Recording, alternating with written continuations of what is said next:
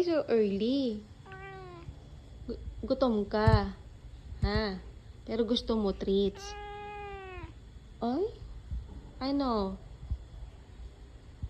Kakain ka ng treats? Kakain ka ng treats o yung pagkain mo? Ha? Talagang pagka mga 6:30, pupapasok ka na kasi gusto mo bigyan. Ay, sus. Oh. Kasi gusto mo ng treats, ano? Oo. Oh. Kain ka na lang muna ng food mo bago ang treats. Maki. Ha? Maki. Food ka muna bago treats. Ayaw mo ng food? Gusto mo treats agad? Ikaw nasasanay ka sa treats agad, ha?